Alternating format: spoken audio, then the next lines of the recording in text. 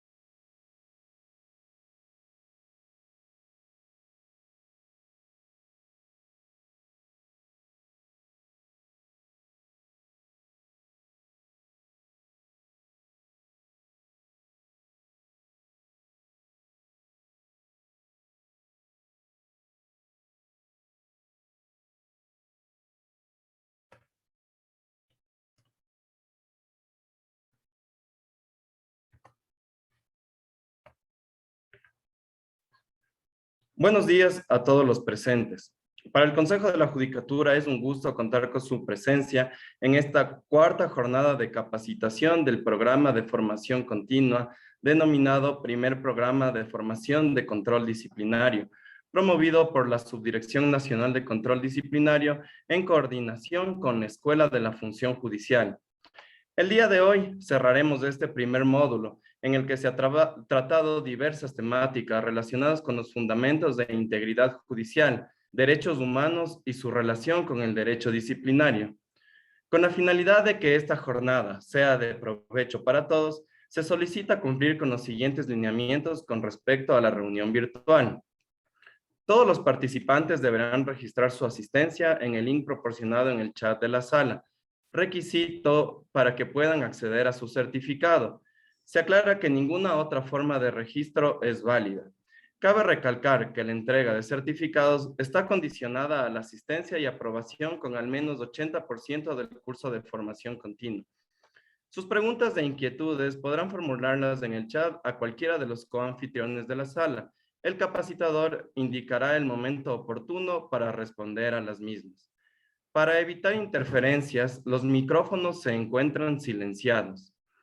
El chat general permanecerá deshabilitado para los participantes, con el fin de que estas instrucciones y el link de registro se encuentren visibles en todo momento. Sin embargo, sus dudas escritas podrán remitir por el chat a cualquiera de los anfitriones, como se los había mencionado. El formador que dará su ponencia el día de hoy es el magíster Gerardo Reyes Espinosa, quien nos capacitará sobre el bloque de constitucionalidad y control de convencionalidad en derecho disciplinario. Presentando al ponente del día de hoy, es necesario decir que Gerardo es licenciado en Derecho por el Instituto Tecnológico y de Estudios Superiores de Occidente. Asimismo, tiene una maestría en Derechos Humanos y Garantías por el Instituto Tecnológico Autónomo de México.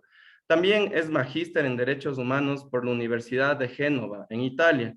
Asimismo, tiene un diplomado en Defensa Internacional de los Derechos Humanos por el Centro Latinoamericano de Derechos Humanos. Tiene también un diplomado en Promoción y Protección de Derechos Humanos. Se ha desarrollado en diversos ámbitos del sector público y privado en temas de litigio constitucional, administrativo, fiscal, mercantil, ambiental y derechos humanos. Además, tiene varias publicaciones en revistas jurídicas de altísima importancia. Actualmente se desempeña como asociado senior en la firma Abogado Sierra, que está en la Ciudad de México.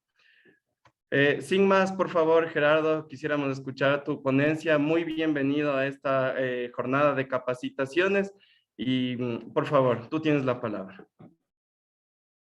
Muchísimas gracias, Javier. Muy buenos días a todos.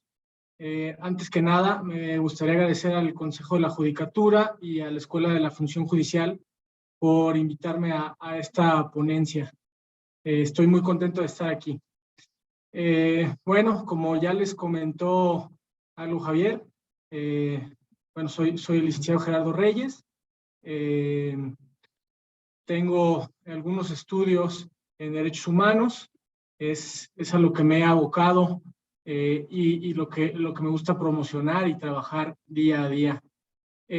Bueno, esta ponencia vamos a hablar pues, precisamente sobre los derechos fundamentales, el control de convencionalidad, para posteriormente específicamente enfocarnos al derecho disciplinario. Antes de entrar al fondo de la materia, me gustaría darles un pequeño índice de lo que vamos a hacer para que no se me pierdan. El horario que me dieron fue de hasta un máximo de 3 horas, es decir, el curso está diseñado para que dure las 3 horas, sin embargo, tal vez pueda ser algo tedioso. Voy a intentar irme pues lo más rápido posible para que no sea de esa manera. Como bien dije, bueno, se va a dividir en 3 grandes secciones. La primera, vamos a ver antecedentes de los derechos humanos, derechos fundamentales, varias especificaciones, su internalización, en qué grupos se puede dividir, los principios relativos a los derechos fundamentales, las obligaciones de los estados respecto de estos derechos. También vamos a ver algunos conceptos y muy importantes para esta clase, como lo son el bloque de constitucionalidad, el principio pro persona o pro hombre.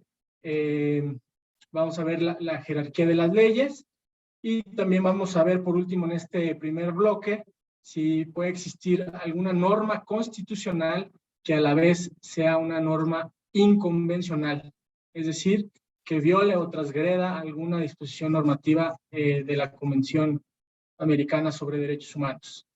El segundo bloque se tratará sobre el control constitucional y convencional. Vamos a hablar de los modelos fuertes, los modelos débiles. Posteriormente, el modelo débil lo dejamos a un lado y nos centramos en los submodelos fuertes, que bueno, estos dos submodelos de manera pura, por así decirlo, sería el americano y el europeo. Asimismo, hablaremos sobre la intensidad de cómo se ha usado por las cortes latinoamericanas locales el control de constitucionalidad y convencionalidad. También explicaremos sobre qué se puede hacer este control, así como algunos precedentes de la Corte Interamericana sobre el control ex oficio. Esta sería la segunda parte del curso.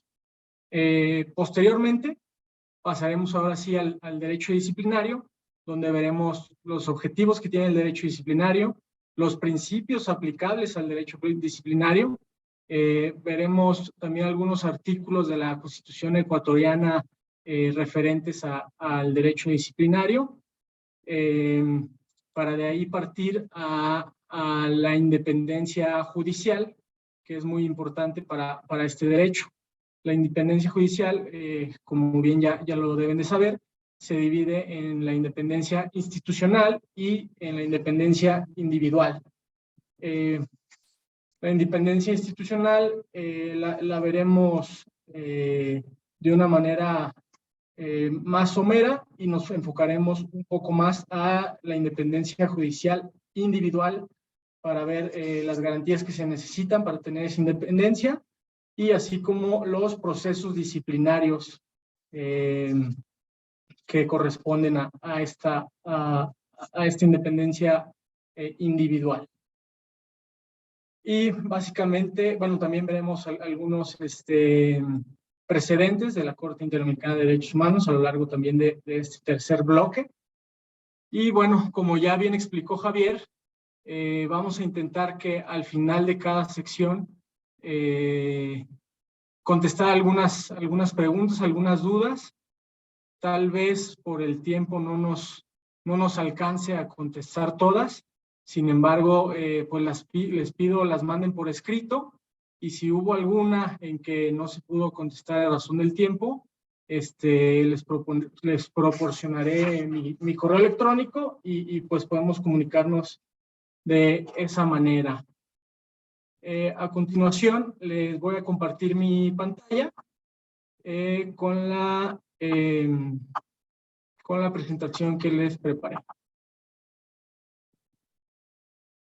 Okay.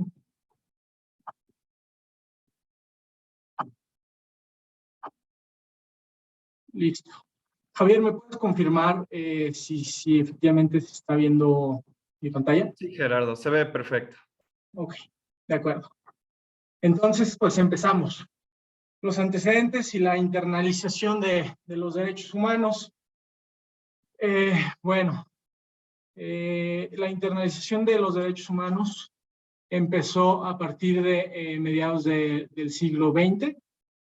Como todos saben, terminó una gran guerra que, bueno, actualmente, pues, el mundo estamos pues, expectativos a ver qué pasa con este tema de Ucrania y Rusia. Esperemos que no llegue a mayores para no tener que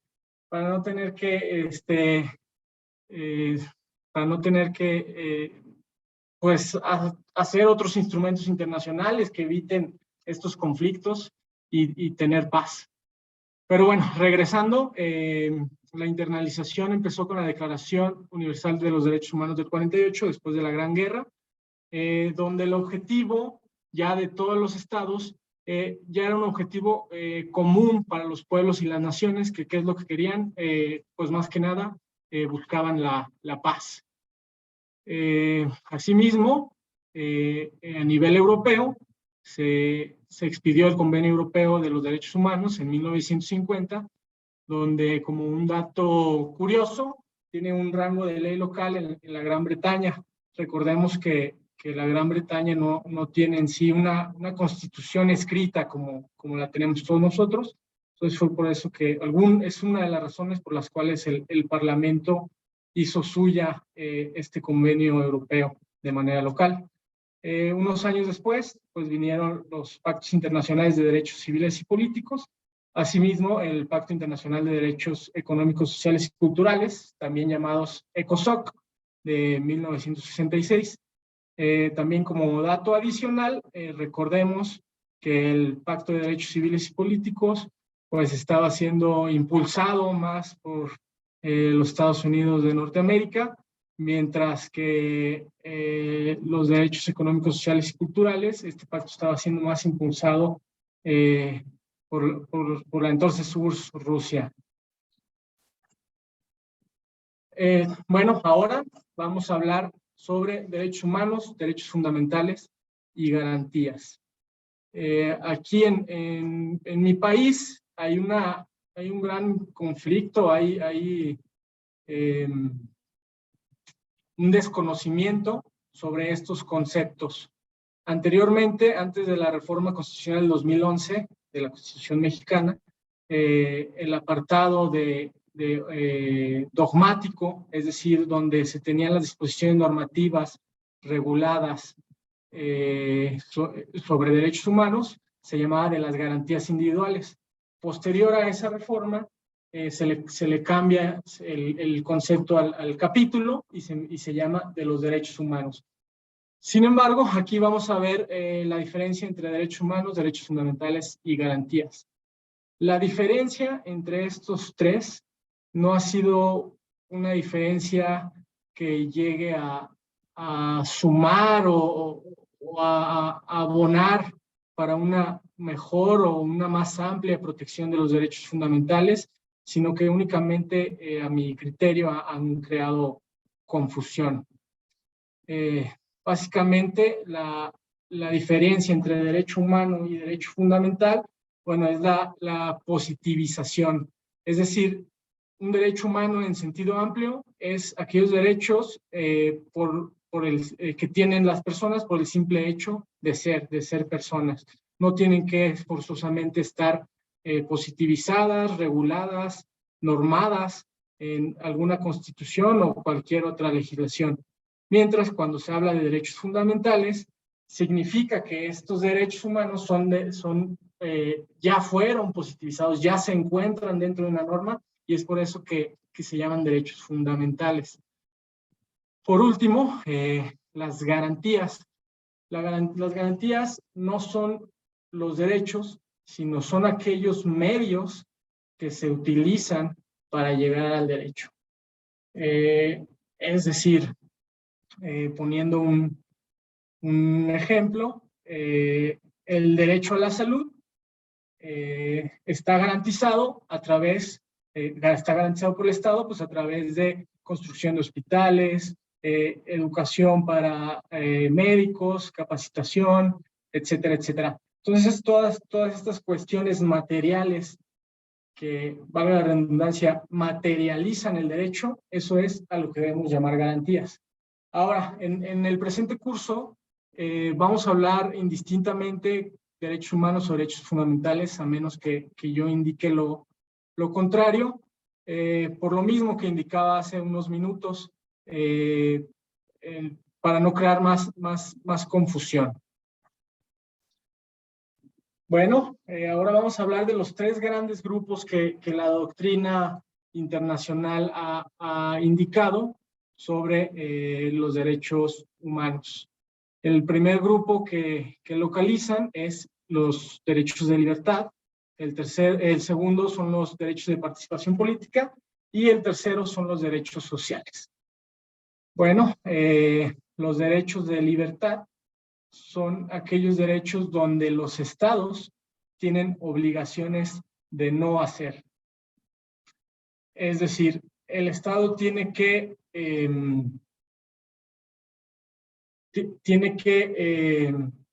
reservar sus actos administrativos para poder conservar los derechos.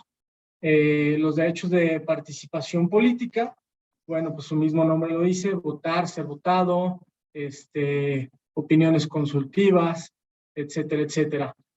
Mientras que los derechos sociales son aquellos derechos donde los estados tienen obligaciones de hacer.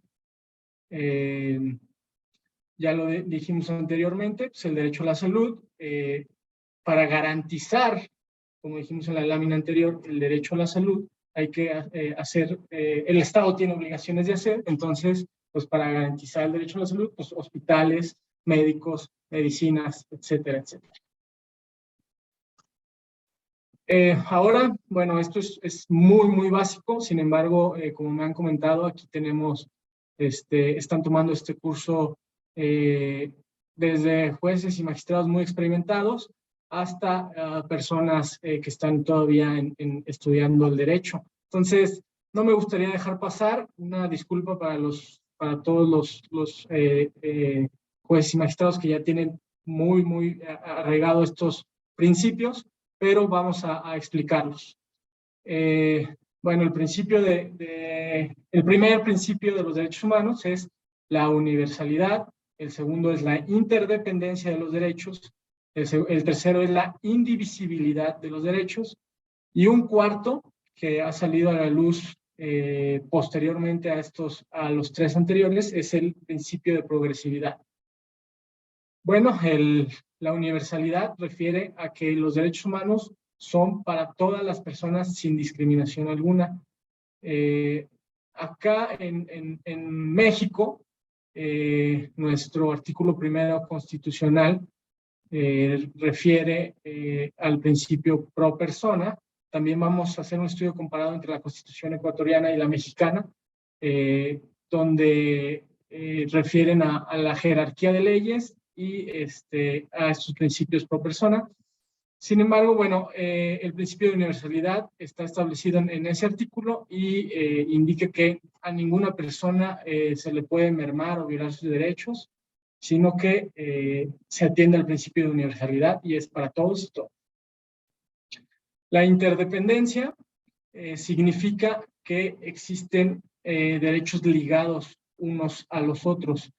Es decir, el Estado no puede nada más respetar o garantizar un derecho sin respetar o garantizar otro. Un ejemplo se me ocurre sería el derecho a la libre determinación de las personas. Entonces, para que una persona sea de libre determinación, pues, ¿qué tiene que hacer el Estado? Respetar su derecho a la vida, respetar su libertad de pensamiento, respetar su libertad de profesar la religión que él desea. Entonces, si se dan cuenta, hay derechos que son interdependientes, que están ligados los unos a los otros. El tercer principio que vamos a ver es la indivisibilidad, donde dice que los derechos no pueden ser fragmentados. Es decir, bueno, yo te respeto tu derecho de libertad, pero solo de 7 de la mañana a 7 de la noche. Eso pues no es posible, o hay libertad o no hay libertad. Claro que por supuesto hay algunas condiciones donde se priva la libertad, pues, aquellos delincuentes o criminales. Pero en caso de que no exista esto, es una persona que no ha cometido ningún delito, pues no puede ser privado de su libertad o fragmentada y que el Estado únicamente se la otorgue en ciertas horas del día. Por último, vamos a hablar del principio de progresividad, que bueno, pues su mismo nombre lo dice, es una evolución, es decir, el derecho o la interpretación que se le da al derecho tiene que ser cada vez más amplia. Esto también va ligado mucho al principio pro persona, porque tiene que haber una progresividad, no puede haber una retracción de los derechos, sino al contrario, siempre una protección más amplia. Bueno, esto aplica igual que la lámina pasada, las obligaciones de los estados. No me voy a detener mucho al ser algo bastante básico. Respetar, proteger, promover y garantizar. Estas son las obligaciones de los estados que tienen respecto de los derechos humanos o derechos fundamentales hacia las personas, los particulares. El respeto, pues ya lo vimos, obligaciones de no hacer. La protección va junto con la garantización, es decir, hacer todo lo necesario para que los derechos subsistan. Y la promoción es justo lo que estamos haciendo, capacitar, informar a funcionarios públicos, del Poder Judicial, del Poder Legislativo, del Poder Ejecutivo, a los particulares ciudadanos, capacitarlos en materia de derechos humanos, que sepan cuáles son sus derechos, que sepan cuáles son los principios que rigen, que sepan cuáles son las obligaciones, para que puedan estar en condiciones de que si alguna vez es que sus derechos son violados, puedan acudir de manera correcta ante los órganos judiciales o jurisdiccionales. Bueno, ahora vamos a hablar de otro concepto que nos atañe. Este concepto es el bloque de constitucionalidad. Pues ustedes me dirán, oye Gerardo, pues es que, ¿cómo nos vas a explicar bloque de constitucionalidad? Pues si su nombre lo dice, el bloque de constitucionalidad son aquellas normas que están referidas en la Constitución de los países. Bueno, pues les comento que esto no es así, a pesar de que su nombre sea bloque de constitucionalidad. Ha existido la creencia que únicamente son aquellas normas reguladas en la Constitución. Sin embargo, a mediados de la década anterior, 2007 y 2008, aquí les pongo dos doctrinistas donde dicen que el bloque de constitucionalidad es un conjunto de normas que tienen jerarquía constitucional en el ordenamiento jurídico. Entonces, ahí me está diciendo que hay otras normas, aparte de la Constitución, que tienen la misma jerarquía de la Constitución. Ahora, un año más tarde, nos han dicho que las normas constitucionales no son solo aquellas las que aparecen expresamente en la Carta Magna, es decir, anteriormente lo interpretábamos, ahora los doctrinistas ya nos están diciendo específicamente que las normas constitucionales no únicamente se encuentran expresamente en la Carta Magna, sino también son aquellos principios y valores que no figuran en el texto de la Carta Magna, de la Constitución, pero son aquellos a los cuales hace referencia la propia Constitución. Entonces, como lo veremos más adelante, las constituciones, tanto la mexicana como la ecuatoriana, sí hacen referencia a aquellos derechos fundamentales en tratados internacionales.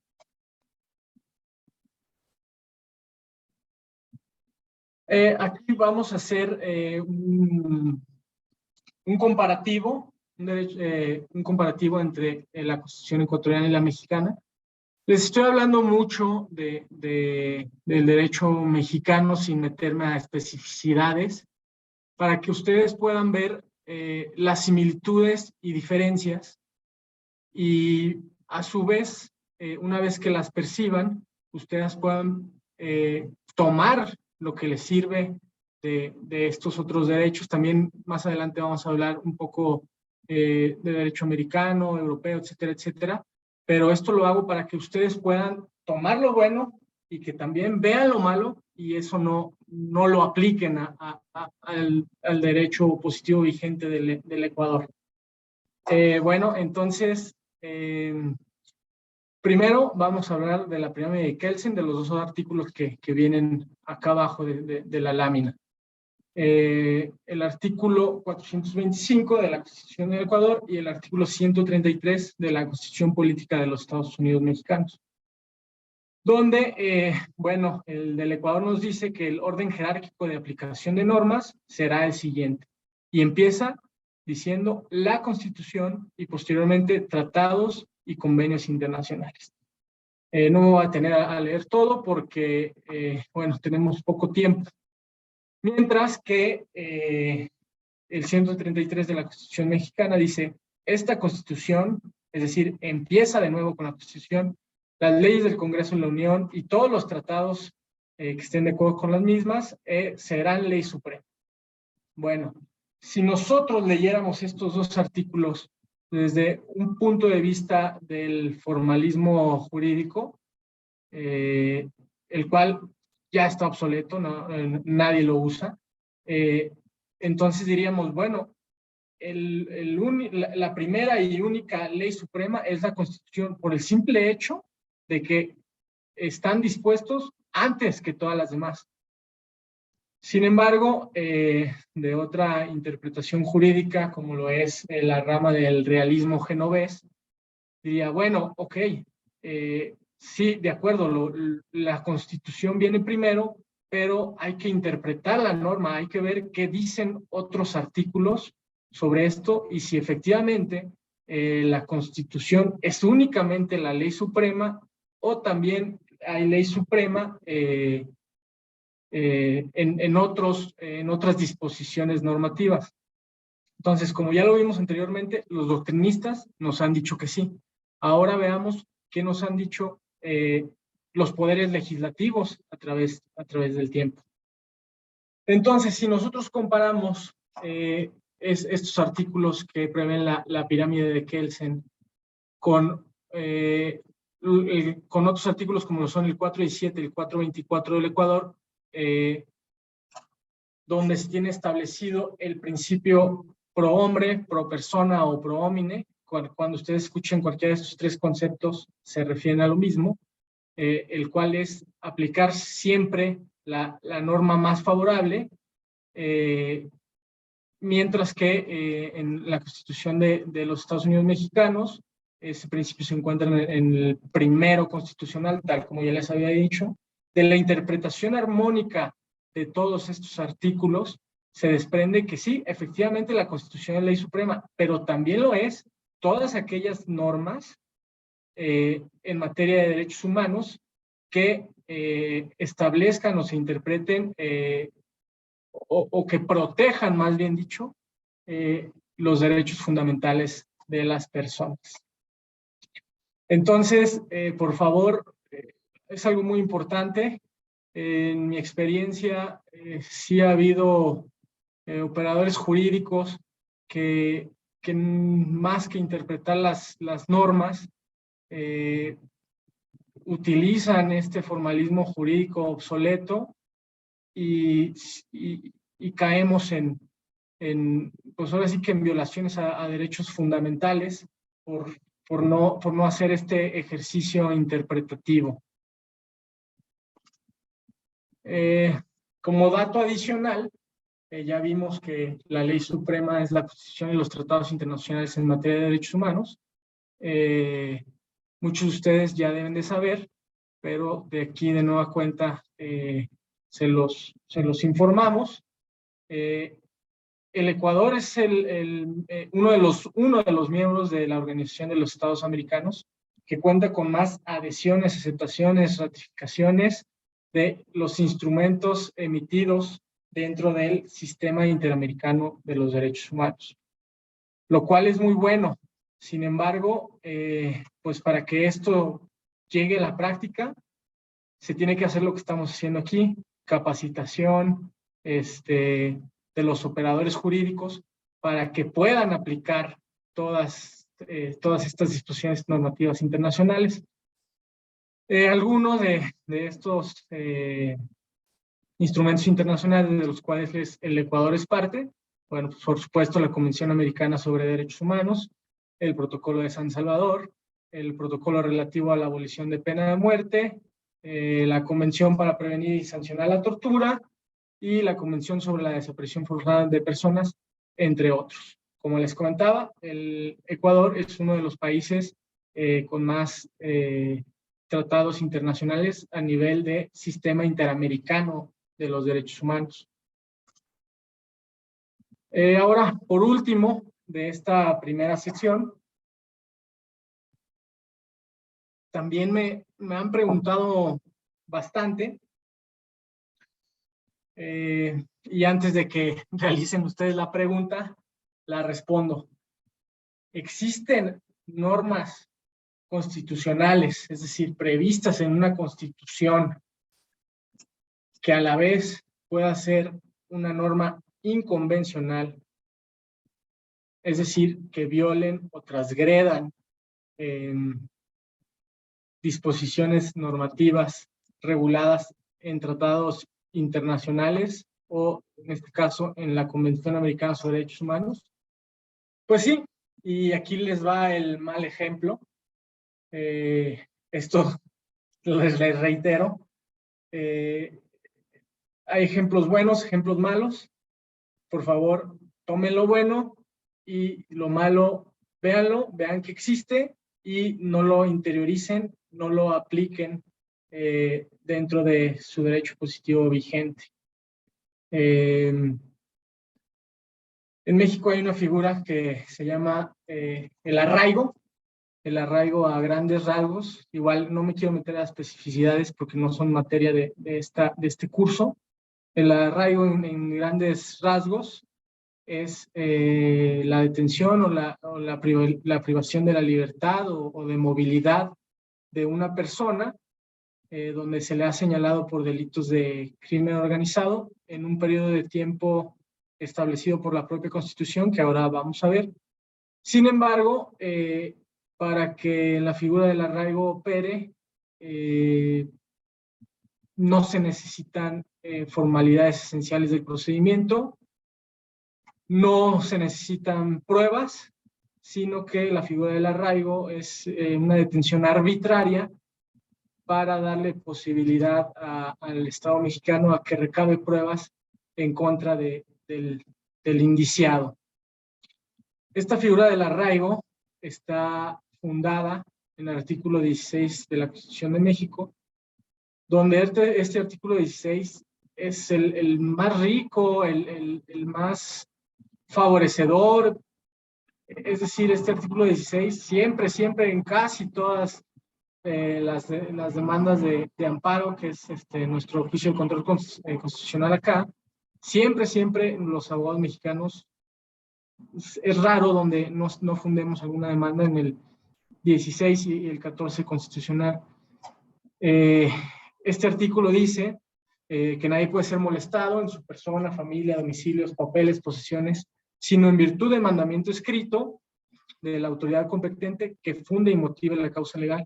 Entonces, oye Gerardo, pero tú me acabas de decir que para el arraigo no se necesita eso.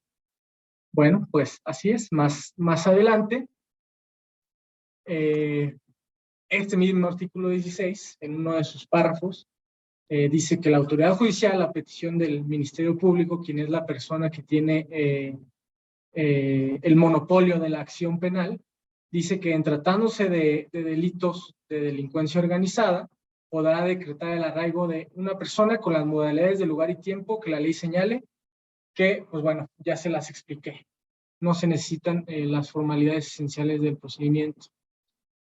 Entonces, pues ojalá nuestro artículo 16 tuviera menos texto y no estuviera regulada esta figura del arraigo, porque, pues bueno, ustedes se preguntarán dónde queda la presunción de inocencia, dónde está ahora sí que reflejado los artículos 8 y 25 de la Convención Americana sobre Derechos Humanos, que hablan de las garantías judiciales y de la protección judicial.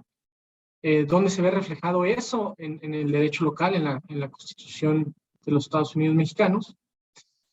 Y bueno, pues ustedes dirán, de una interpretación, si el artículo 8 y 25 de la Convención son ley suprema, al igual que el 16 de la Constitución soy ley suprema, bueno, de una buena interpretación y de una aplicación del principio de pro persona, entonces, pues los operadores jurídicos del Estado mexicano no deberían de estar usando esta figura del arraigo mexicano. No obstante, esto no es así. Sigue existiendo la figura del arraigo, se sigue usando, se siguen violentando derechos, y una de las razones se encuentra fundada en la contradicción de tesis 293 de la Suprema Corte de Justicia del Estado mexicano. Un poquito para dejarlos más en claro, entonces tenemos que la figura del arraigo creada por el Poder Legislativo mexicano, pues le falla a los ciudadanos, le falla a los derechos humanos en crear la figura del arraigo.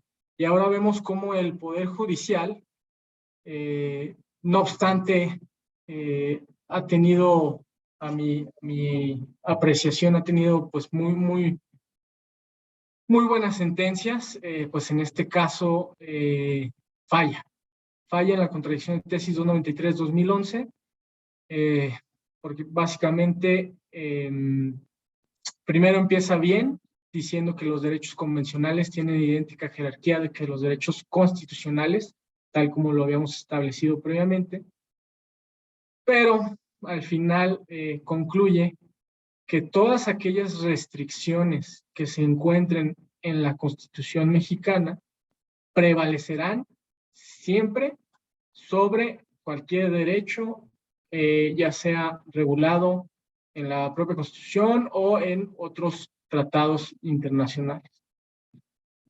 La figura del arraigo, al ser una restricción constitucional, por estar fundada en el 16 constitucional, pues opera la figura de restricción y prevalece sobre los derechos fundamentales,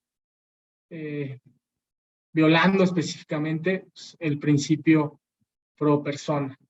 De nueva cuenta, les cuento esto, nos balconeo, como decimos acá, para que ustedes no caigan en estos desaciertos.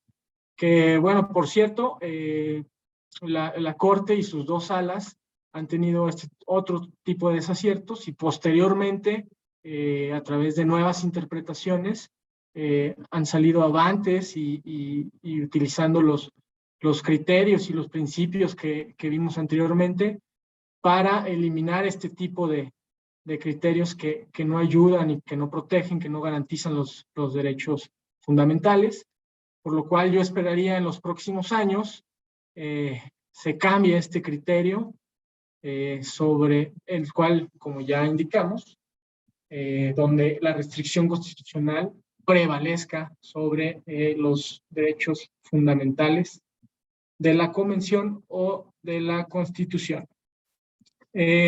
Ahora, Javier, si me ayudas, no sé si ya me hayas mandado algunas preguntas. Terminamos aquí la primera etapa. De tiempo creo que vamos bien, a lo mejor un poquito atrasados, pero si me ayudas, Javier. Sí, Gerardo. Bueno, en este momento no hemos recibido aún ninguna Ah, pregunta. Sin embargo, les recuerdo a los participantes que las preguntas pueden ser mandadas vía chat de esta sala Zoom para que puedan formular todas sus dudas, todos los cuestionamientos que tengan alrededor de los temas que está tratando el día de hoy el ponente.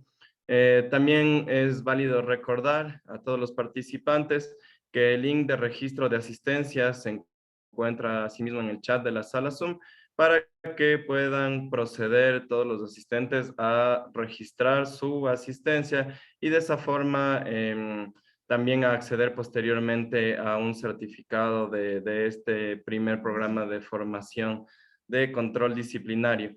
Gerardo, sin más, podríamos continuar con la segunda parte y esperar en ese sentido también invitar a todos los participantes que envíen las preguntas, envíen todas las dudas que vayan teniendo durante la intervención para ser respondidas en la siguiente pausa. Por favor, Gerardo, puedes continuar. claro, muchísimas gracias, Javier. Bueno, creo que esto, si no hay preguntas, creo que significa que todo ha quedado muy claro, ¿verdad? Para los que se les vengan las preguntas después del curso, como ya indicamos, mi correo se los puse en la primera lámina, o si no, con Javier o con la Escuela de la Función Pública, ahí les pueden proporcionar mis datos con todo gusto. Y podemos platicar, conversar, sumar, si están de acuerdo en lo que se está indicando o si están en desacuerdo. Bueno, ahora pasaremos a conversar un poco sobre los modelos de control constitucional. Ya aquí vamos a hablar un poquito más sobre lo que ha pasado en el derecho americano, sobre lo que ha pasado en el derecho europeo, específicamente en el alemán. Pues bueno, existen dos tipos de modelo de control constitucional: el modelo fuerte y el modelo débil. El modelo fuerte empieza en los Estados Unidos de Norteamérica en un litigio denominado Marbury versus Madison. Por ahí les pasé un resumen de este litigio. Sin embargo, para que quede más claro y para los que no tuvieron oportunidad todavía de leer las lecturas, que por favor háganlas, están muy interesantes y les van a ayudar muchísimo en su práctica diaria. Bueno, Marbury era un juez de paz, un juez local, donde le dieron el nombramiento al final de... le dieron su nombramiento al final de un periodo presidencial. Sin embargo, el secretario de Estado no le alcanza a dar, el nombramiento ya lo tenía, pero es decir, no le alcanza a dar la certificación, el papel donde lo avala como un juez de los Estados Unidos de Norteamérica, por lo cual Marbury, al ver que el nuevo secretario no quiere darle su nombramiento por razones políticas que no vienen al caso en la presente clase, entonces él decide acudir a la Suprema Corte de Justicia de los Estados Unidos para obligar a Madison, el secretario de Estado, que le dé su papel, que le dé su nombramiento. Bueno, este procedimiento se resolvió en 1803, más o menos para que tengan las fechas ahí a la vista.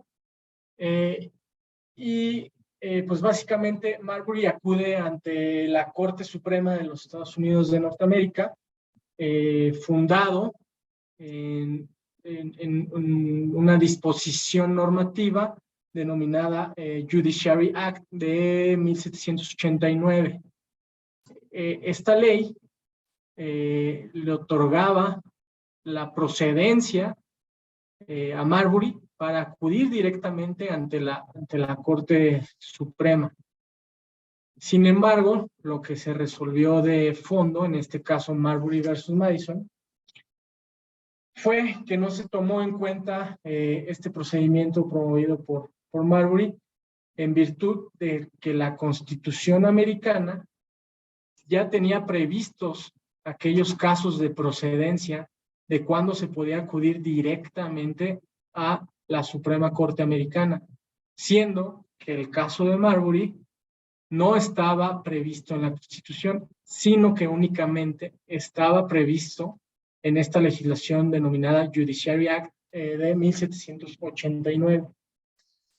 Por lo cual, la Suprema Corte determina, hace un control constitucional fuerte y determina que, a pesar de que no es la controversia principal, resuelve que, en virtud de que Marbury está utilizando una legislación de menor jerarquía a la Constitución que viola lo dispuesto por la Constitución, determina que lo solicitado por Marbury no puede ser otorgado por la Suprema Corte, sino que tiene que acudir a un juzgado de menor jerarquía. Entonces, como vemos, aquí es el primer caso donde se muestra un control constitucional fuerte, y lo hace la Suprema Corte de Justicia de los Estados Unidos de Norteamérica, en este caso Marbury versus Madison. Como dato adicional, aquí en México también se considera que tenemos un modelo fuerte, sin embargo, también les explicaré algunas especificidades de aquí. Ahora, los modelos débiles. Los modelos débiles se encuentran, por ejemplo, en Reino Unido, Canadá, Nueva Zelanda, donde un dato que nos puede decir el por qué existe un modelo débil de control constitucional de los operadores jurídicos, pues es porque existe una supremacía parlamentaria. Ahí sus poderes legislativos tienen muchísimo peso, e inclusive algunos tienen la competencia de interpretar normas, no solo de emitirlas. Por ejemplo, en el caso de Canadá, la Suprema Corte canadiense sí puede declarar la inconstitucionalidad de una norma. Sin embargo, por esta supremacía parlamentaria, el Poder Legislativo canadiense puede prorrogar la vigencia de esa ley, a pesar de que la Corte Máxima de Canadá haya declarado una ley como inconstitucional. Entonces es por eso que se les llama modelos débiles. Esto no significa que tengan un control de constitucionalidad nulo, sino que simplemente por las características en las que se viven en estos países, sus modelos pues son débiles. En estos países, como ya les comenté al día de hoy, sí existe el control constitucional. Sin embargo, esto llevará a lo mejor unos 20, 25 años máximo. Ahora vamos a pasar, ya vimos los modelos fuertes y los modelos débiles. Los modelos débiles no nos interesan para efectos de este curso, entonces simplemente los mencionamos, sabemos que están, más o menos tenemos algunas características, pero nos vamos a centrar en los modelos fuertes y sus submodelos. Los submodelos fuertes se dividen en dos, como bien muestra esta lámina. Los submodelos fuertes es el submodelo americano y el submodelo europeo, el seniano que se estableció en Austria, Alemania, más de 100 años después del modelo americano, que fue, como ya lo comentamos, en 1803, y el europeo empezó a establecerse en 1928. Vamos a hablar de sus características y de sus diferencias.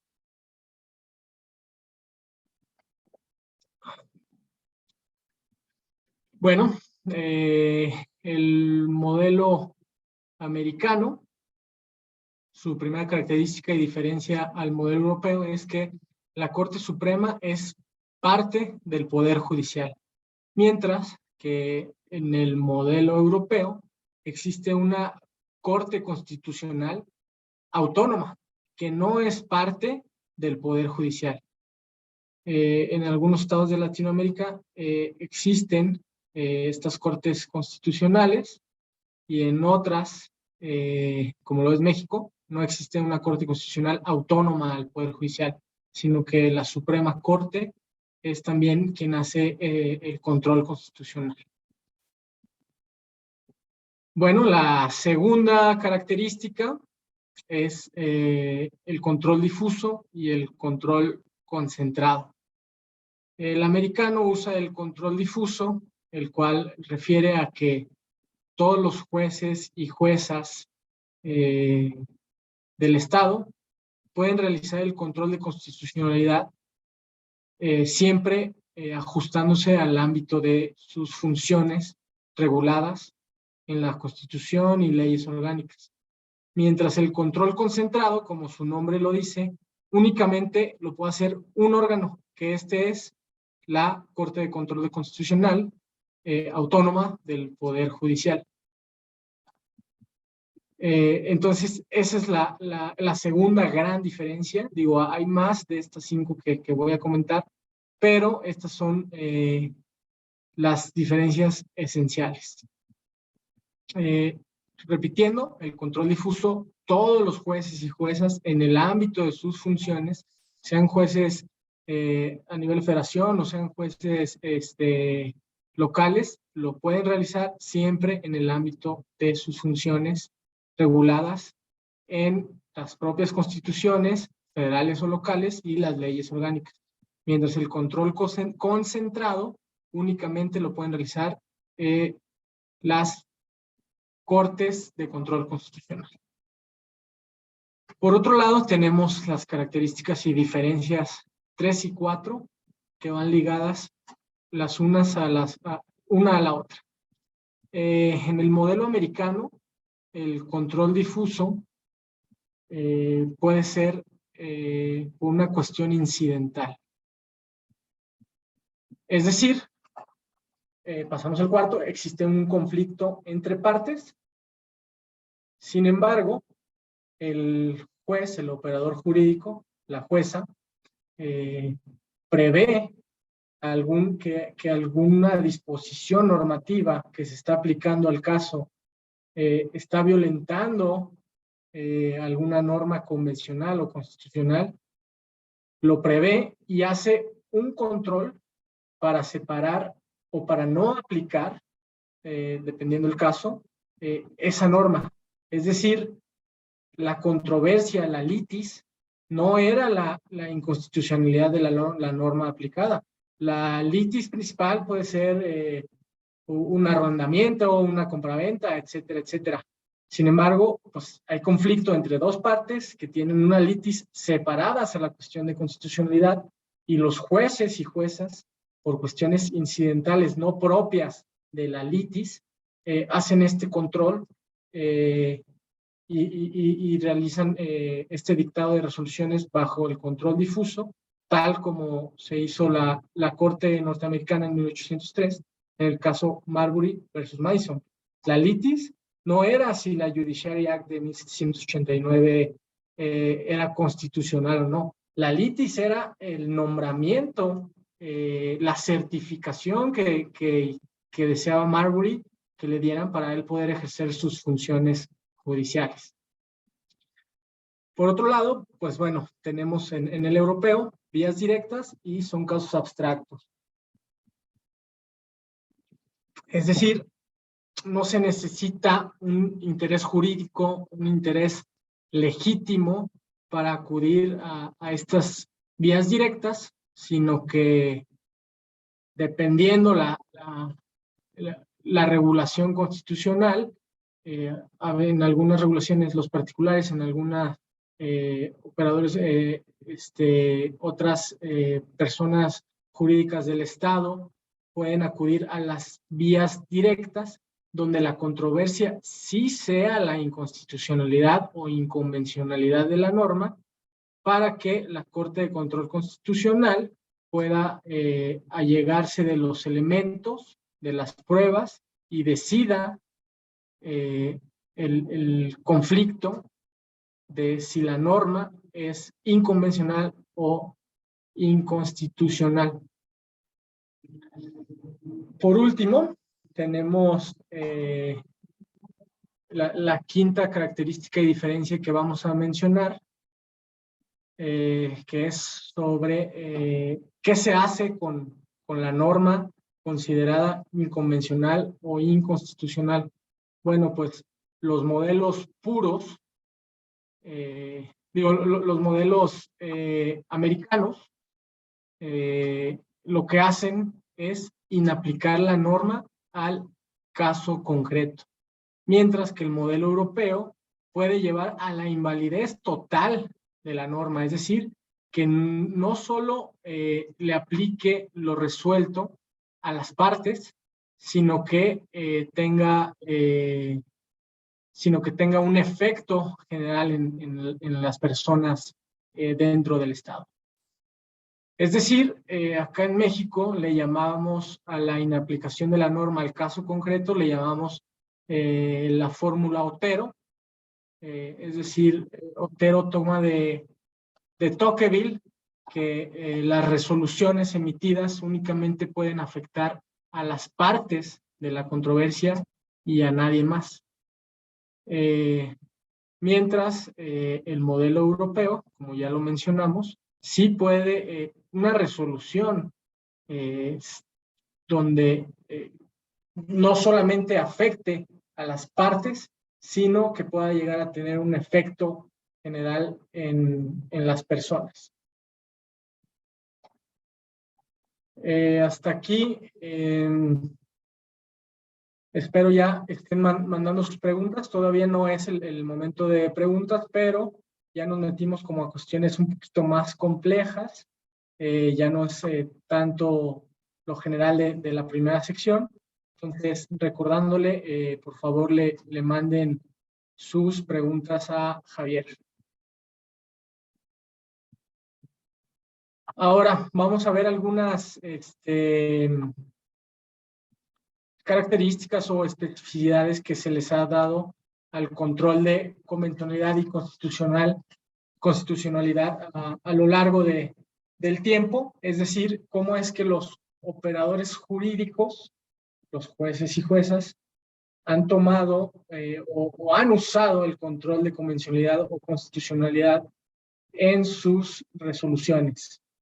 Bueno, el primero lo han tomado como un argumento de autoridad, el segundo como pautas de interpretación, y el tercero construyendo un derecho común entre las cortes locales y las cortes internacionales.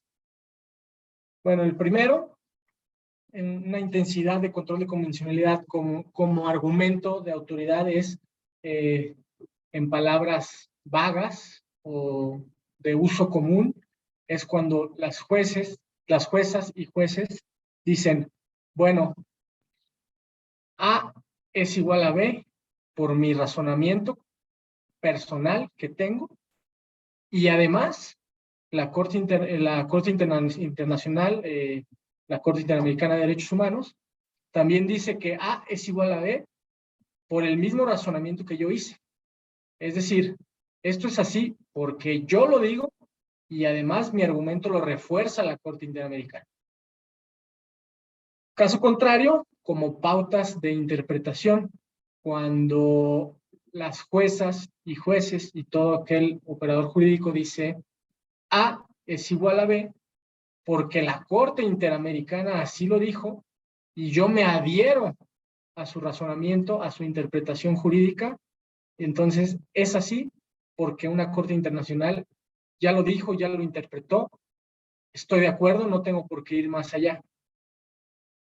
Entonces, las intensidades como argumento de autoridad y como pautas de interpretación, el resultado es el mismo porque los razonamientos, los argumentos, tal vez algunos fundamentos son similares, pero lo único que cambia es porque la Corte refuerza mi argumento o porque la Corte Interamericana lo dijo y lo hago mío.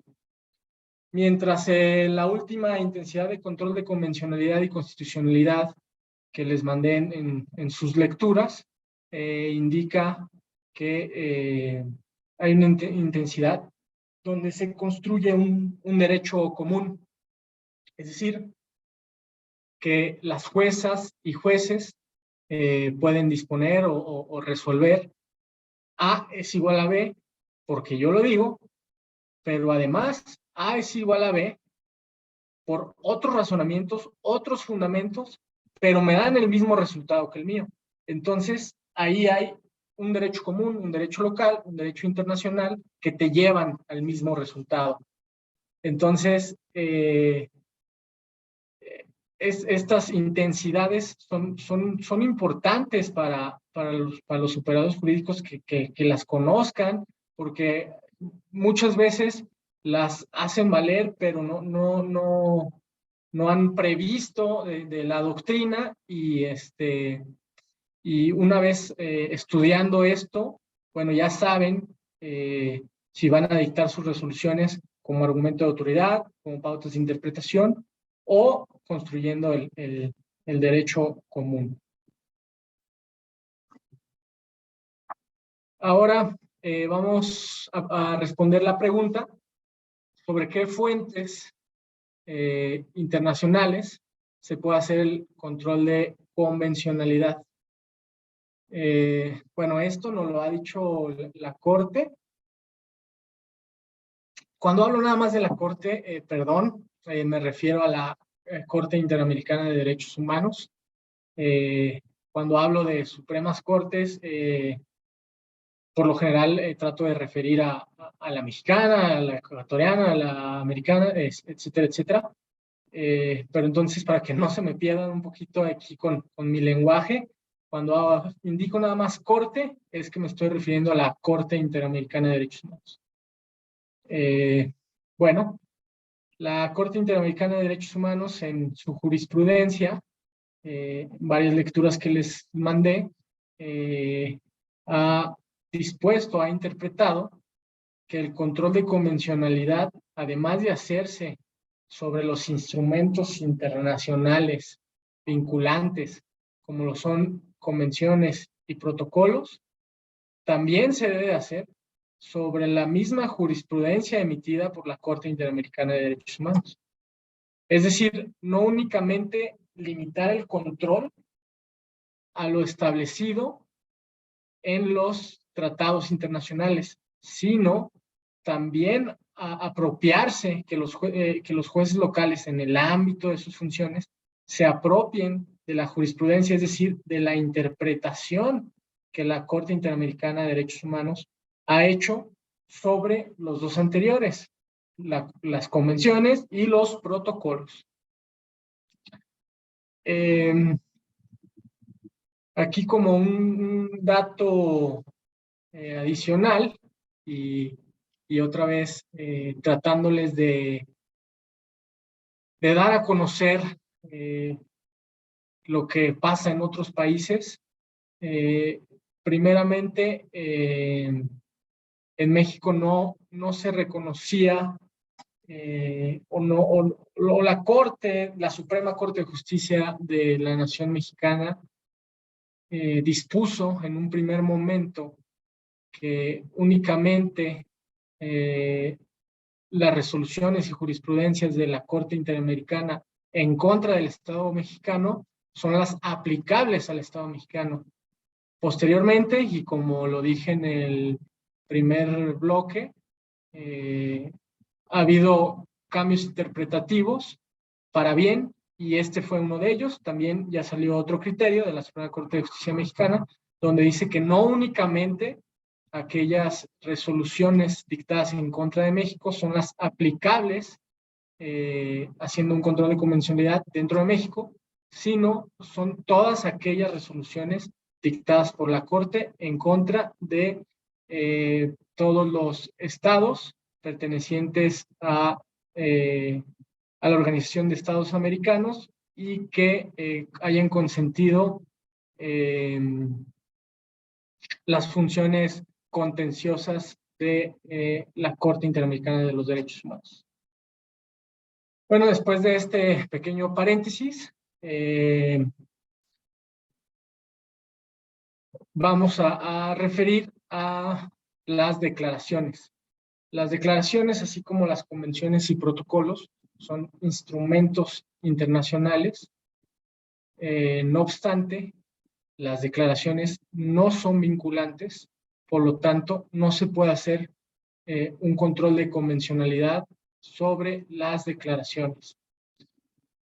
Por el simple hecho de que son, su nombre lo dice, meras declaraciones, es decir, un conjunto de disposiciones normativas donde los estados miembros de alguna organización internacional declaran que tienen la intención de proteger esos derechos, no obstante, no se vinculan, no se obligan a ellos mismos a protegerlos, a respetarlos, a garantizarlos, a promoverlos, sino hasta que dicha declaración haya resultado en un tratado internacional vinculatorio, como lo puede ser una convención o un protocolo.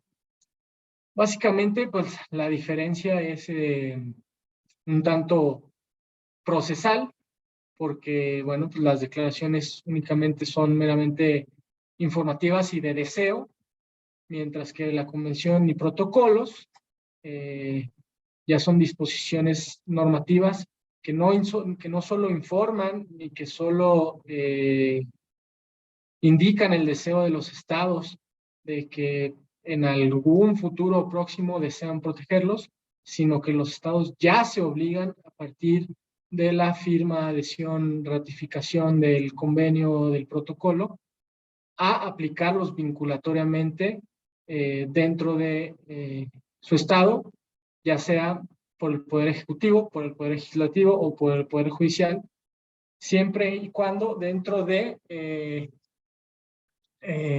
sus funciones reguladas por la propia Constitución y las leyes orgánicas.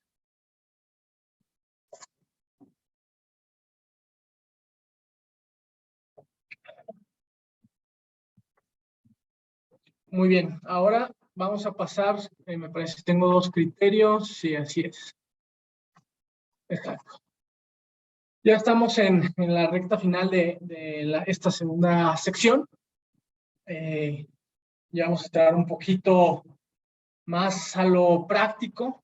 Una disculpa porque esto ha sido muy teórico, pero para llegar a lo práctico tenemos que establecer muy bien lo teórico y saber los precedentes históricos. Todo tiene una razón de ser, un porqué.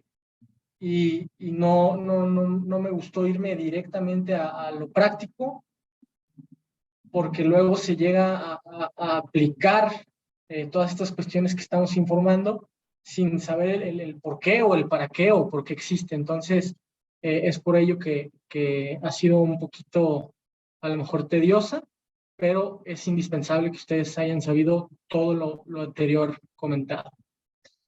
Y bueno, ya en casos prácticos está el caso Rosendo Radilla de desaparición forzada contra México, donde la Corte exteriorizó, dispuso, resolvió, indicó que el Poder Judicial, es decir, las juezas, jueces y todos aquellos operadores jurídicos deben de realizar un control de convencionalidad ex oficio. Otra vez, volvemos a lo mismo, siempre dentro de sus funciones. ¿Qué es un control ex oficio, bueno, un control ex oficio es aquel control que se hace sin que alguna de las partes lo pida, sino que de manera, valga la redundancia, oficiosa, el operador o la operadora jurídica lo realice sin previa petición.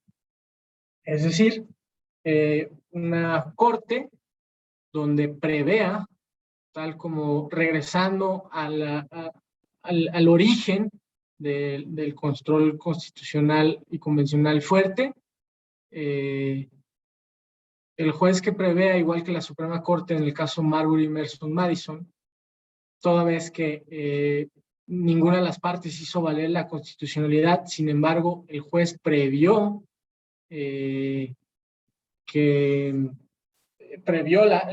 inconstitucionalidad de la norma sin que nadie se lo pidiera, oficiosamente realizó el estudio, realizó un control de convencionalidad, bueno, en este caso de constitucionalidad, y inaplicó la norma al caso concreto. Entonces, este precedente de la Corte Interamericana de Derechos Humanos va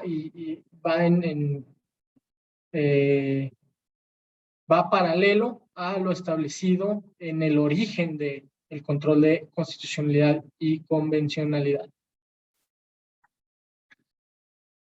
Otro precedente donde la Corte Interamericana de Derechos Humanos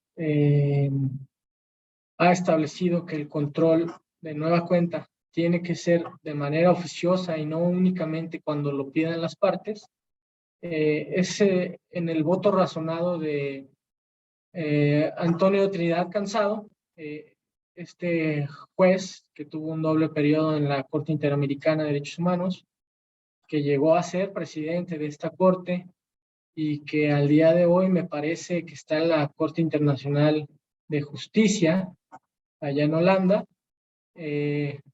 Bueno, él nos dice en su jurisprudencia, en su voto razonado, que el poder judicial de cada estado parte en la Convención Americana deben conocer a fondo y aplicar debidamente no solo el derecho constitucional, sino también el derecho internacional de los derechos humanos.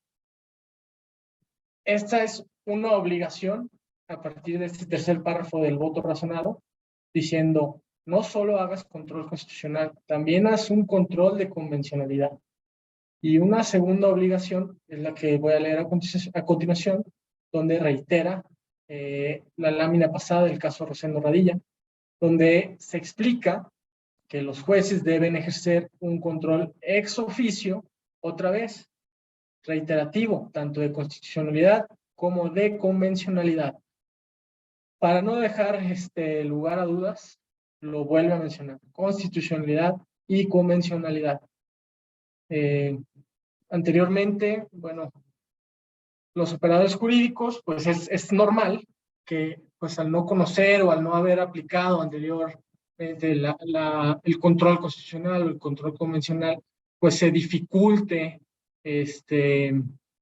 la aplicación de esos controles. Entonces, la Corte ha ayudado muchísimo en numerosas jurisprudencias, criterios, interpretaciones, donde guían y donde, como lo vimos, vinculan, obligan a los estados y a sus operadores jurídicos a aplicar el control de constitucionalidad y convencionalidad, por lo cual, al día de hoy, cada vez se ve más este tipo de control dentro de los juicios internos. Javier, aquí terminamos el segundo bloque. Perfecto, Gerardo. Sí tenemos un par de preguntas sobre este bloque en específico. Me voy a permitir leértelas para que puedas ir contestando una por una. Si me ayudas con bloque a lo mejor de 2 o 3 preguntas, las respondemos y otras 2 o 3. Perfecto. Por el momento hay 2, entonces te voy a leer las perfecto. 2 de corrido y procedemos Sí. a responderlas. A ver, nos pregunta uno de los participantes. En el control concentrado, ¿se debe tener una gran cantidad de jueces para que atiendan asuntos únicamente constitucionales? ¿Considera usted que en los países en vías de desarrollo ¿Es factible que exista control concentrado, tomando en cuenta que los procedimientos constitucionales deben ser rápidos y cumplir con el principio de celeridad? Esa es la primera. Y la segunda es, está preguntando si habitualmente las declaraciones se convierten en convenciones, o de otra forma, ¿cuál sería el objeto únicamente de declarar la voluntad y no comprometerse internacionalmente dentro de este ámbito de las declaraciones? Esas son las dos preguntas que te hacen sobre este bloque, Gerardo, por favor. Excelentes, excelentes preguntas. Qué bueno que se me están animando. Espero que para el último bloque sean más preguntas. Primero contesto la segunda. Habitualmente las declaraciones se convierten en convenciones. No es que, no es que la declaración deje de existir y se convierta en una convención, es decir, no es una evolución. Por ejemplo, la Declaración Universal de los Derechos Humanos no ha dejado de existir porque ya existen las otras convenciones en materia de derechos humanos vinculantes.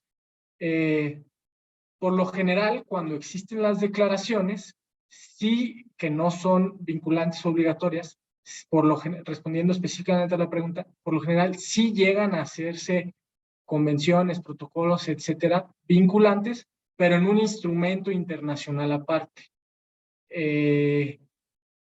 Y por ahí iba implícita una segunda pregunta. Bueno, entonces, pues si no obligan, si no vinculan, ¿para qué nos tomamos el tiempo, esfuerzo y dinero de llevar a nuestros diplomáticos a hacer una declaración? Bueno, las declaraciones son muy importantes porque son el principio de lo que va a llegar a ser pues el derecho positivo vigente.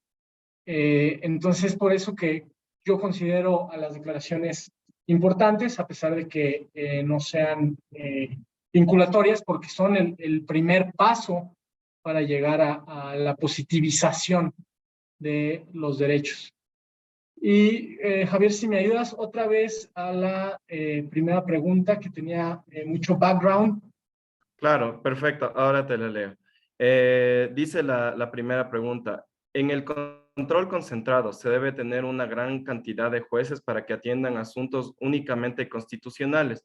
¿Considera usted que en los países en vías de desarrollo es factible que exista control concentrado, tomando en cuenta que los procedimientos constitucionales deben ser rápidos y cumplir con el principio de celeridad? Ok, bueno. Vamos a regresarnos un poquito aquí a esta lámina. Tanto los países en desarrollo como los países ya de primera línea, por así decirlo, no es o sea, no es de importancia o trascendencia que hagan o un control concentrado o un control difuso. Como vemos aquí, el modelo americano y el modelo europeo se diferencian. Sin embargo, como explicaba, hay países en vía de desarrollo, como lo es México, donde tienen características de los dos. Es decir, en México tenemos vías directas donde se hace un control concentrado, pero también a su vez tenemos un control difuso por cuestiones incidentales. Entonces, pues que se tenga un control concentrado o un control difuso, yo no vería que el país esté en desarrollo, ya sea subdesarrollado o de primera línea, no vería que esa fuera pues alguna causal o alguna razón para que se tenga algún control concentrado o difuso. También, como lo acabamos de decir, pues a pesar de que somos países cercanos, con algunas costumbres muy parecidas, tenemos nuestras diferencias. y a lo mejor a un país en desarrollo le ayuda más un control concentrado y a lo mejor a otro país en desarrollo le ayuda más un control difuso. ¿De acuerdo? Perfecto. Muchas gracias, Gerardo, por tu amable respuesta. Estaban dos manos levantadas. Por favor, solicitamos a los participantes que escriban sus preguntas en la sección del chat para que Gerardo pueda ir desarrollándolas durante este tiempo. Actualmente no se va a aceptar intervenciones verbales, por lo tanto, solicitamos que se escriban dentro del chat las preguntas. Asimismo, les recordamos a todos los participantes que deben registrarse en el link que se ha propuesto en el chat. Es el link de registro de asistencia para que tengamos constancia de que están aquí presentes y en futuro puedan recibir sus respectivos certificados. En ese sentido, por cuanto no hay más preguntas en este momento, Gerardo, te doy la palabra para que puedas continuar con tu exposición. Bueno, muchísimas gracias, Javier. Bueno, y una disculpa para los que levantaron la mano. Tal como Javier indicó, únicamente pues para celeridad, ya que únicamente se pudo hacer solo un espacio y no pudimos, lamentablemente no pudimos vernos más días, que más me hubiera encantado de estar más días. Sin embargo, por el tiempo y el espacio, por favor hagan sus preguntas por escrito y aunque sean de esta segunda sección, al final de la tercera las podemos responder y platicar. Bueno, ahora ya vamos a entrar a derecho disciplinario, donde vamos a ver pues qué es el derecho disciplinario, cuál es la motivación, qué objetivos tiene la existencia del derecho disciplinario. Vamos a revisar algunos artículos de la Constitución del Ecuador que hablan sobre el derecho disciplinario. Aquí hago una pausa y les indico que, bueno, como ustedes bien saben, yo no soy un experto en derecho ecuatoriano, sin embargo, a través de mi experiencia de conocer otras legislaciones, vamos a decir algunos comentarios, pero no es mi motivo ni mi intención. Ahora sí que instruirlos en derecho ecuatoriano, más bien ahí me voy a inscribir yo a un curso que ustedes impartan.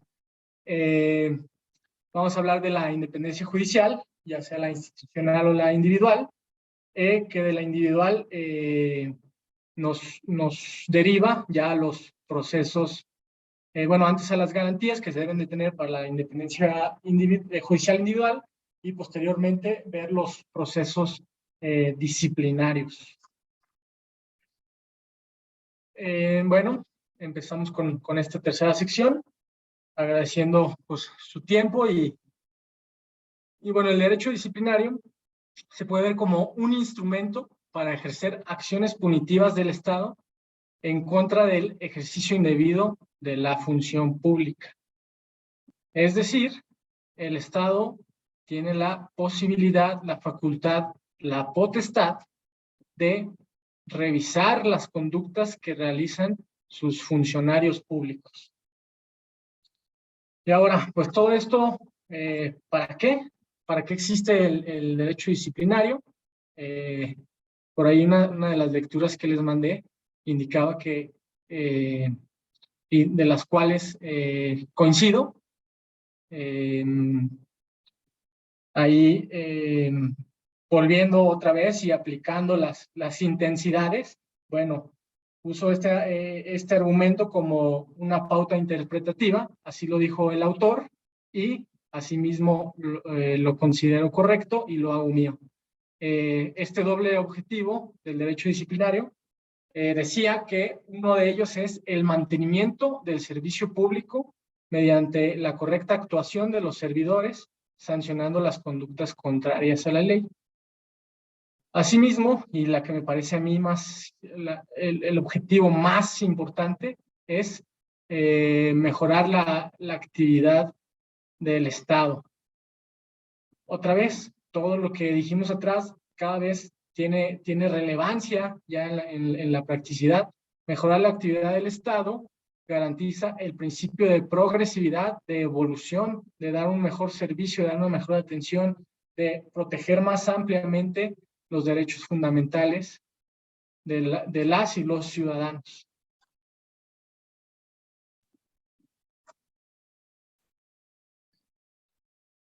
Ahí mismo indicaban los principios del derecho penal aplicables al derecho disciplinario. El derecho penal, al estar enfocado al castigo por conductas delictivas o infractoras, pues está muy vinculado al derecho disciplinario, porque el derecho disciplinario está vinculado a conductas infractoras, pero específicamente de los funcionarios públicos. Empezamos con el principio de legalidad. Otra vez, volviendo a la primera sección, el principio de legalidad es de los más importantes. Como les comentaba, aquí las demandas de juicios de garantía siempre usan el 16 constitucional, donde está previsto el principio de legalidad e inafortunadamente el arraigo. Es de los más importantes porque dan seguridad jurídica, se requiere formalidades esenciales del procedimiento, garantías de audiencia y defensa. Es decir, sin una legalidad, sin una certeza jurídica, pues no hay Estado de Derecho. Entonces, es por eso que este principio de legalidad no es únicamente aplicable ni al derecho penal, ni únicamente al derecho disciplinario, sino a todas las ramas del derecho.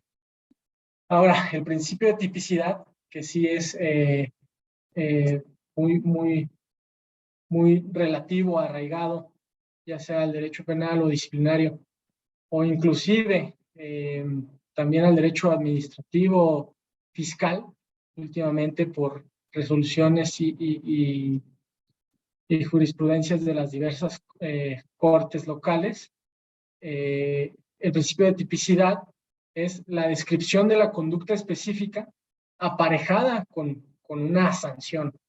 Es decir, la conducta que realizó el infractor, en el caso disciplinario, o el delincuente, en caso del derecho penal, debe estar específicamente regulada en una disposición normativa.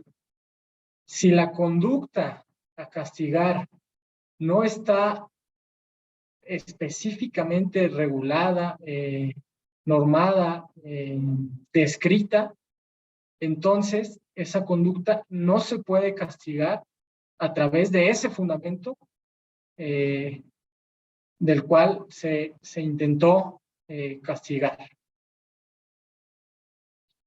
Después tenemos el principio de culpabilidad y el principio de proporcionalidad. Es decir, cuando existe una violación o una infracción a las disposiciones normativas del carácter jerárquico que sea, pues bueno, se va a castigar al existir la violación, la infracción, pero este castigo tiene que ser proporcional, es decir, individualizando la pena o la infracción. Se tienen que revisar todas y aquella una de las particularidades, tanto del caso en concreto como del infractor, para poderle imponer una sanción. Un ejemplo, si a un funcionario público le imponen una infracción que va de los 10 a los $100, para que sea proporcional esa pena a esa infracción, se debe individualizar la pena. Entonces, para individualizar la pena, ¿qué es lo que se hace? Revisar las particularidades. Bueno, este funcionario, ¿cuánto gana? ¿Cuánto percibe? En caso que le impongamos la pena máxima, ¿va a estar en condiciones de pagar o su sueldo ni siquiera supera el saldo mínimo? Es decir, individualizar, ver las particularidades. porque pues en caso de que le pongan una sanción que triplica, cuatriplica, no sé, el sueldo de todo un año, pues entonces no va a haber una proporcionalidad entre las condiciones económicas del infractor y la pena. Entonces, es por eso que es muy importante el principio de proporcionalidad. Principio de presunción de inocencia. Bueno, su nombre ya lo dice. La mayoría de las cortes lo tiene regulado en sus constituciones. También está en la Convención sobre Derechos Humanos. No voy a volver al caso porque me da mucha pena. En algunas regulaciones sí está el principio de presunción de inocencia, pero en la práctica no se usa tanto. Volvemos a láminas más atrás. Se está dividiendo un derecho cuando ya dijimos que los derechos son indivisibles. Pero bueno, ni hablar. Principio de prescripción. Ojo aquí, Estado ecuatoriano.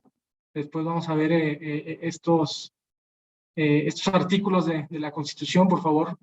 Mucho ojo al principio de prescripción. Si hay por ahí alguien del Poder Legislativo, mucho ojo aquí. La prescripción es la extinción de la pena, de la sanción, por el mero transcurso del tiempo. Es decir, siempre de acuerdo a estos principios que estamos mencionando, siempre debe haber una extinción de la pena en el caso de que los encargados de llevar a cabo, de denunciar o de hacer efectivos estos procedimientos, no lo hagan dentro de un término oportuno.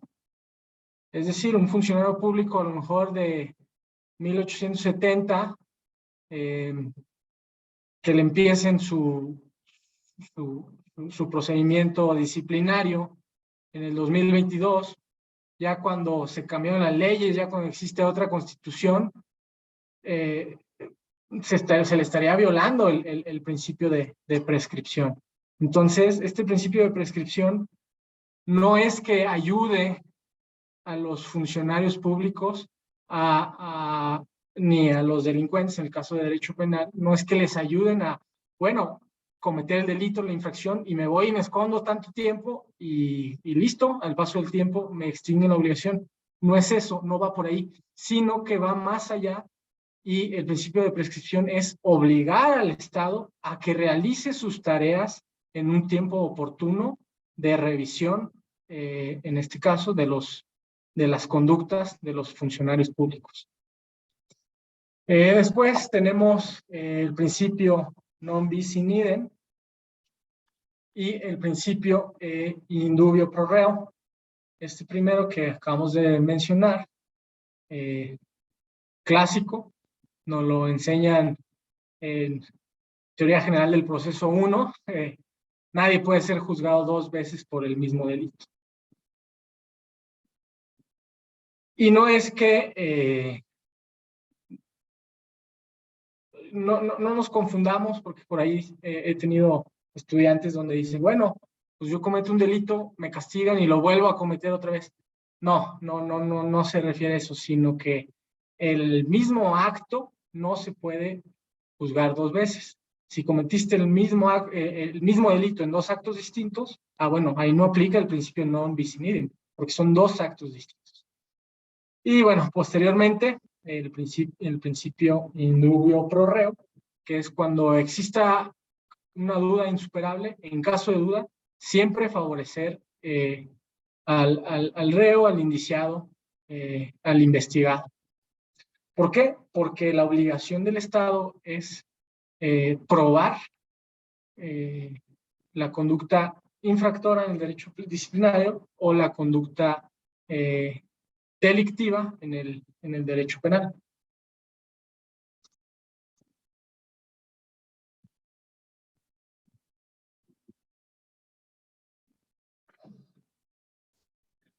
Ahora vamos a ver principios de defensa, principio de oportunidad y principio de igualdad. Estos tres principios, al igual que los anteriores, bueno, vienen, ya lo habíamos dicho, son, al igual que los derechos, son interdependientes. Están conectados, están ligados los unos a los otros. Entonces, el principio de defensa es que el posible infractor o el posible delincuente o investigado tenga igualdad de condiciones respecto a su denunciante. Es decir, que tenga un defensor o él mismo, pues al ser un abogado, un licenciado en Derecho que en México, se pueda defender él y esté en igualdad de condiciones. Es decir, que tenga los mismos elementos, los mismos conocimientos que tiene el órgano o la persona que lo señaló para defenderse.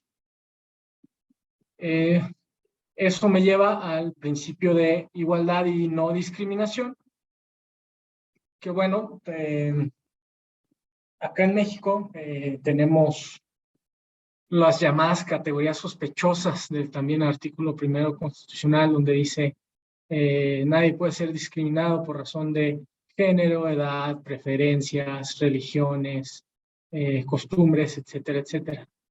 Entonces, estas categorías sospechosas, que son bastantes, pero que se enumeran de manera descriptiva, más no limitativa, nos indican a que no se rompa con el principio ni de defensa ni de igualdad, es decir, tratar a los iguales como iguales y a los desiguales como desiguales. Y el principio de oportunidad, que viene muy conectado con el principio de prescripción.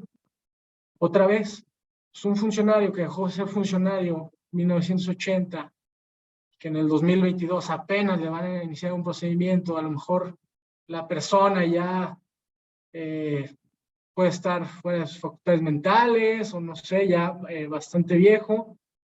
No hay oportunidad porque ¿cuál es la significación social ya en este momento? La tarea que debió haber hecho el Estado en los 80s, cumpliendo el principio de prescripción, no se hizo. Y ya al siguiente siglo, el Estado lo quiere hacer, pues es un tanto incongruente. Entonces, otra vez, volviendo al primer bloque, los derechos y principios están ligados unos a los otros. Ahora, como les comentaba, no es mi intención dar una cátedra del derecho ecuatoriano, porque no soy quien para decirles, pero bueno, leámoslo, veámoslos algunas pequeñas apartados de sus constituciones y contrapongámoslo a lo que acabamos de ver con los principios. La Constitución en el 229 dice que la ley definirá organismos rectores en materia de recursos humanos y remuneraciones. El 231 dice que las servidoras y servidores públicos, sin excepción, presentarán una declaración patrimonial jurada. El 233 nos indica que para la acción de persecución y penas correspondientes serán imprescriptibles y en estos casos los juicios iniciarán y continuarán incluso en ausencia de las personas acusadas. Aquí yo no voy a hacer ningún juicio de valor ni voy a decir que esté bien o esté mal, sino que les voy a preguntar a ustedes que reflexionen y vean si estos artículos coinciden o van de la mano junto con los principios anteriormente estudiados o no, y qué podrían hacer pues para mejorarlo en caso de que se necesite una mejora.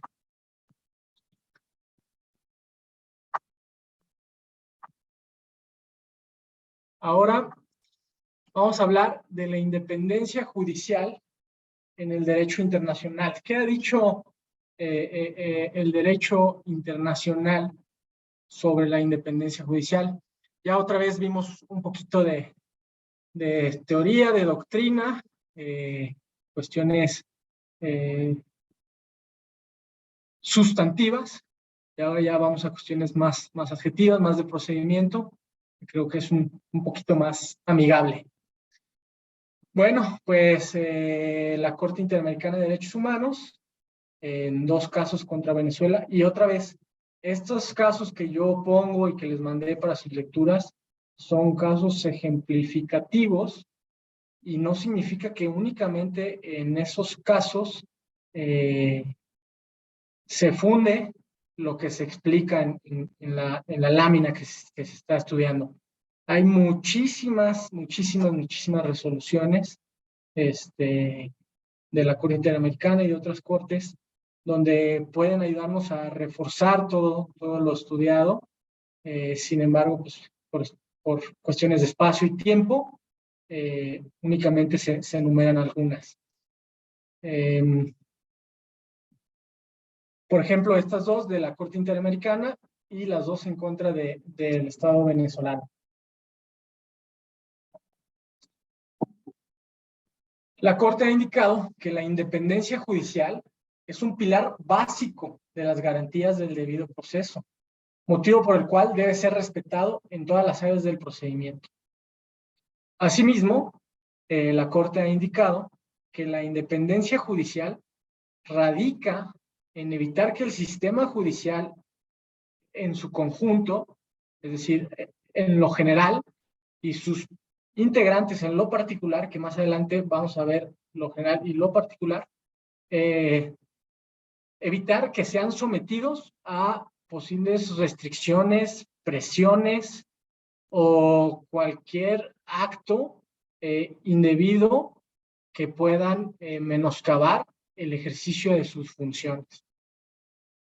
Es importantísimo la independencia judicial para el derecho disciplinario.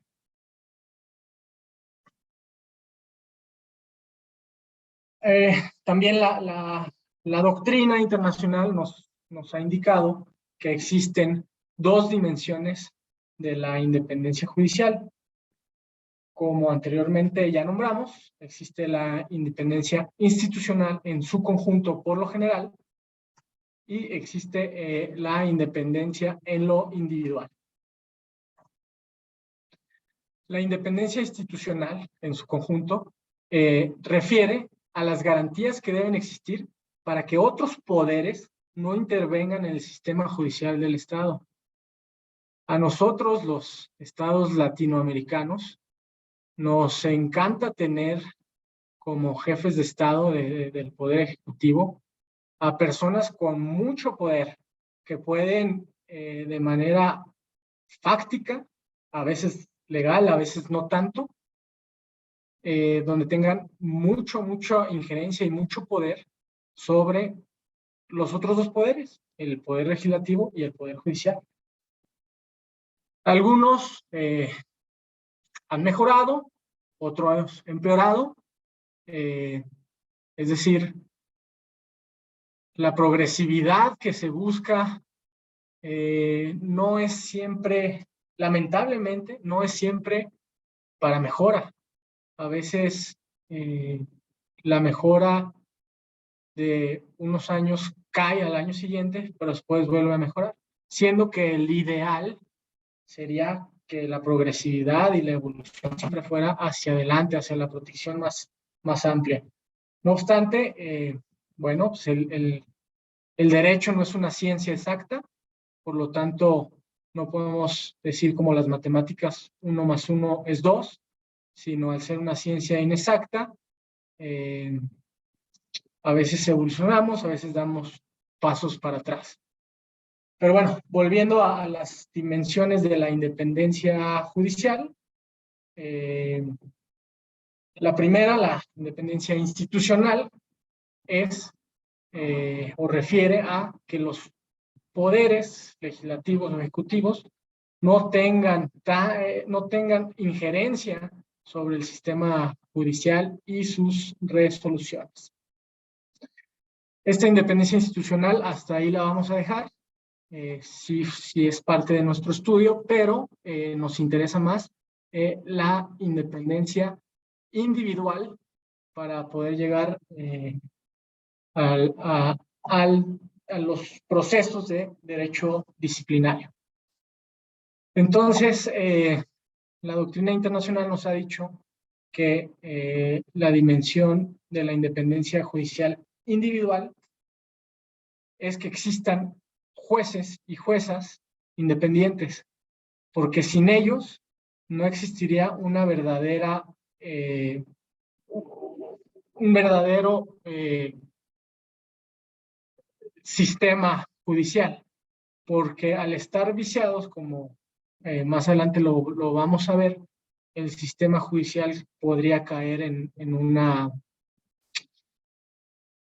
pues, en una fachada, pues ahora sí que en algo que está ahí nada más para que internacionalmente vean los otros países que sí tenemos sistema judicial, lo cual no es inconcebible. Por lo cual debe haber jueces y juezas independientes para que exista una dimensión de la independencia judicial individual, y para que exista esto se necesitan garantías. Ya vimos las garantías de derechos humanos en lo general, para, como decimos comúnmente acá, para los que somos de a pie, los comunes y corrientes, pero los jueces y juezas, las operadoras y operadores jurídicos necesitan garantías adicionales por el puesto que están desempeñando y por las funciones que realizan día a día. Entonces, estas garantías que necesitan los y las operadoras jurídicas se dividen en tres. Garantía a un adecuado proceso de nombramiento, garantía contra presiones externas, ya platicamos un poquito de eso, pero vamos a ahondar, y garantía de estabilidad e inamovilidad en el cargo. Estas tres son muy importantes para el derecho disciplinario.